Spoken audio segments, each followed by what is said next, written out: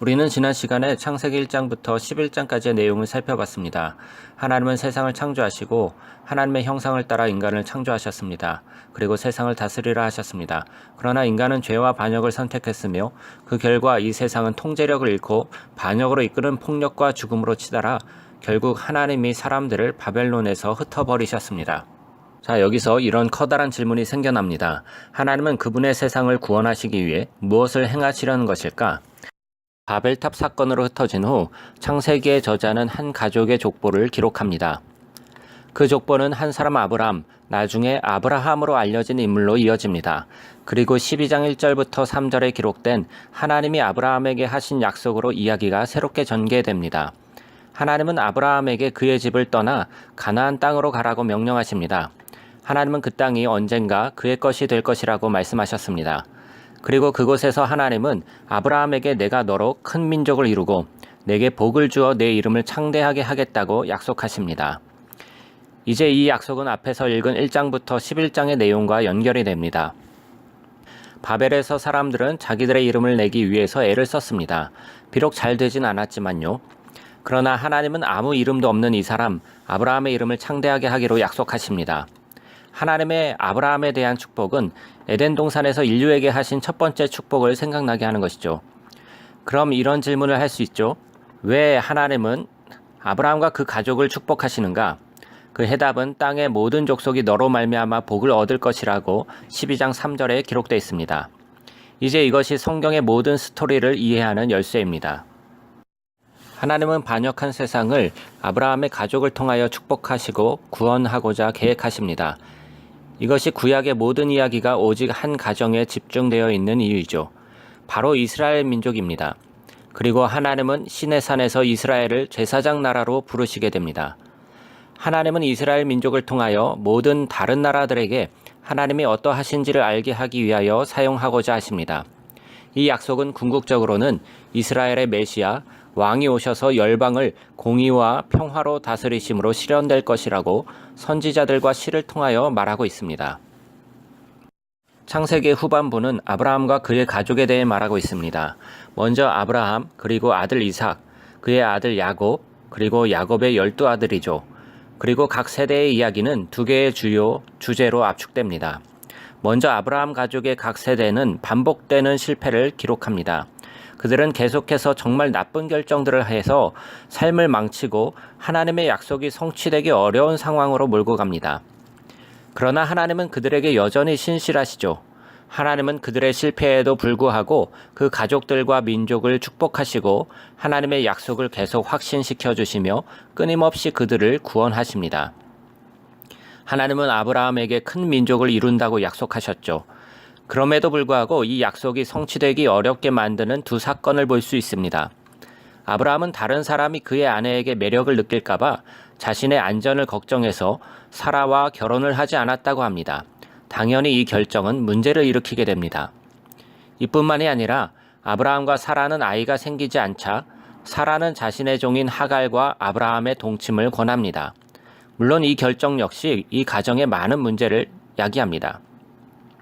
그러나 그럴 때마다 하나님께서는 아브라함을 건져내시고 심지어 15장과 17장에서 하나님의 약속을 공식적으로 이행하시겠다는 언약식을 거행하십니다. 이 장면은 매우 고전적인데요. 하나님은 아브라함에게 밤하늘의 별을 세어보라고 하십니다. 그리고 너의 가족이 이처럼 셀 수 없이 많아질 것이다 라고 말씀하시죠. 아브라함은 현재 아이가 없고 가능성도 별로 없어 보이는 상황임에도 불구하고 하늘을 바라보고 의심 없이 하나님의 약속을 믿었습니다. 그리고 하나님께서는 언약이 아브라함과 함께 있으니 아브라함이 여러 민족의 아버지가 되며 하나님의 축복이 그를 통해 전 세계로 흘러갈 것을 약속하십니다. 그리고 하나님은 아브라함에게 그 언약의 표시로 그 가족의 남자에게는 모두 할례를 하라고 명령하십니다. 이것은 가족이 늘어가는 것이 하나님의 선물임을 기억하라고 하시는 상징입니다. 마침내 아브라함은 많은 자손을 보고 나이가 들어 세상을 떠납니다. 이제 야곱이 더욱 역동적으로 이 주제 인간의 실패와 하나님의 신실함을 써가는데요.